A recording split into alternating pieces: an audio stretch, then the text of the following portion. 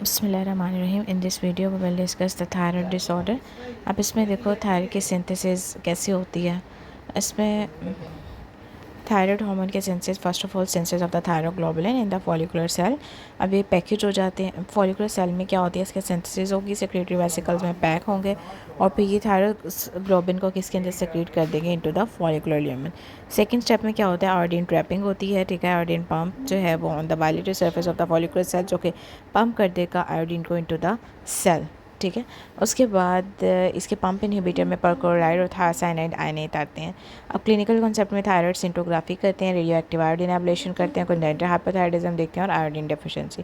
Third step के अंदर क्या होता है, ऑक्सीडेशन हो जाती है आई की I2 के अंदर, ठीक है, थायराइड पेरोक्सीडेज के थ्रू। और इसमें एंटी थायराइड ड्रग प्रोपलथायरस और मेथिमाजिल जो कि थायराइड पेरोक्सीडेज इस एंजाइम को रोकती हैं जो कि ऑक्सीडेशन करवा रहा होता है, ठीक है। वोल्फ-चारकोफ इफेक्ट बहुत इंपॉर्टेंट है कि आयोडीन जब ज़्यादा होगा तो ये शट डाउन कर देती है। तो थायराइड हार्मोन प्रोडक्शन जो है वो inhibit by inhibiting the TPO enzyme, इसे वोल्फ-चारकोफ इफेक्ट भी कहते हैं, ठीक है। इसमें ऑर्गेनिफिकेशन होती है और फिर कपलिंग होती है। You can see in this picture. 6 step के अंदर सिक्रेशन होती है from the anterior pituitary. 7 step में डीआयोडीनेशन होती है। अब ट्रांसपोर्टेशन के अंदर नेचुरली देखो ये आयोडीन टायरोसिन है। थायराइड हार्मोन लिपिड सोल्युबल होता है, ठीक है। इसमें थायरोक्सिन इंड्यूस ग्लोबुलिन होती है। बायोलॉजिकल थायरोक्सिन बाइंडिंग ग्लोबुलिन जो है वो थायराइड हार्मोन के साथ बाइंड करती है। बायोलॉजिकली इनएक्टिव होती है। फ्री T344 बायोलॉजिकली एक्टिव होते हैं, इसे रेगुलेट किया जाता है by the TSH। Thyroid binding globulin जो है वो ज़्यादा होगा, एस्ट्रोजन ज़्यादा होगा, ये भी ज़्यादा होगा, ठीक है। टोटल T4 ज़्यादा होगा, तो टोटल T4 ज़्यादा है इसका मतलब है बाउंड T4 ज़्यादा है, जबकि फ्री T4 जो है वो नॉर्मल है। तो ये क्लिनिकली यूथायराइड होता है पेशेंट।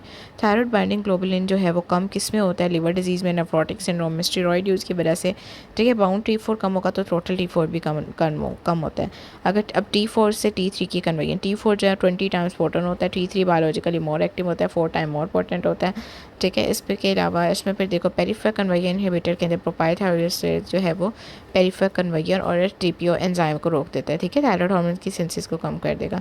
बीटा ब्लॉकर्स क्या करते हैं, इसकी पेरिफेरल कन्वर्जन को रोकता है, सिंपैथेटिक एक्टिविटी को कम कर देगा।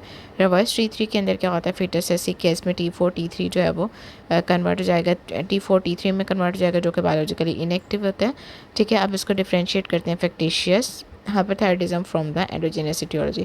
इसमें T4 जो है इसमें लीवोथायरोक्सिन देते हैं, लीवोथायरोक्सिन वेट लॉस, इसके अलावा T4 ड्रग है।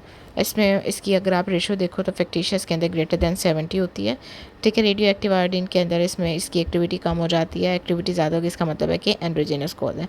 रेगुलेशन कैसे होती है, हाइपोथैलेमस से रिलीज़ होगा TRH एंड टीएफ पिट्यूटरी से TSH रिलीज़ होगा। थायराइड हार्मोन की सिंथेसिस होगी, thyroid T3 T4 binding globulin होती है और फिर T4 कन्वर्ट हो जाता है T3 के अंदर, ठीक है। नेक्स्ट फिर TSI जो है, इसमें क्या होता है कि एंटीबॉडीज़ बनती हैं basically to the TRH receptors, okay. If you have any question you can ask me.